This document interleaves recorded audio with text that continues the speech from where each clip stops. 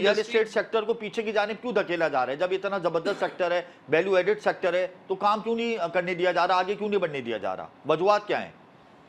देखिए, ये समझ नहीं आ रही, बेसिकली जो लोग बैठे हुए हैं उनको, उनका ये एक्सपोज़र ही नहीं है, उनको पता ही नहीं है कि ये इंडस्ट्री चलेगी तो एलाइड इंडस्ट्री 40 इंडस्ट्रियाँ चलेगी। ये इंडस्ट्री चलती है तो पूरा आपका जीडीपी चेंज हो जाता है। ये इंडस्ट्री चलेगी तो आपका विज़न ही नहीं, आप सोच ही नहीं रहे उस बारे में। आप तो सिर्फ़ मेरे ख़्याल से अपने इश्यूज़ में ही है कि वर्ल्ड आईएमएफ से हम किस तरीके से बार्गेन करें, वो क्या इम्पोज़ कर रहा है। हमें अपने आप को देखना है, अपने घर को देखना है। तो ये चीज़ें जब तक हम देखेंगे नहीं, हम अभी क्या बात कर रहे थे हमारे भाई कि यार कोई हमारे पास 24 साल, 50 साल की पॉलिसी नहीं होगी, 10 साल की कम से कम पॉलिसी होगी तो चीज़ें कम चेंज होगी।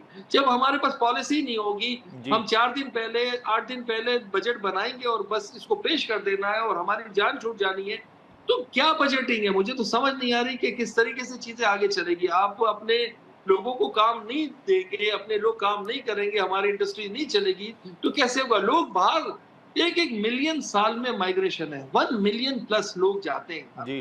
तो क्या है, मतलब क्यों बाहर जा रहे हैं? लोग क्यों छोड़ रहे हैं? क्यों भाग रहे हैं जॉब तलाश करने के लिए दुनिया में?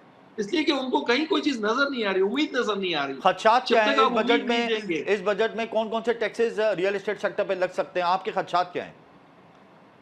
मेरे ख्याल से आईएमएफ ने अभी कहा हुआ है कि जो गेन टैक्स और काफ़ी चीज़ें टैक्सेस है और जो टैक्स है उनको बढ़ाने के लिए ऑलरेडी में हम जो चीज़ें दे रहे हैं, हम इनको बताते हैं कि ये डॉक्यूमेंटेड है सेक्टर, ये construction industry is totally documented.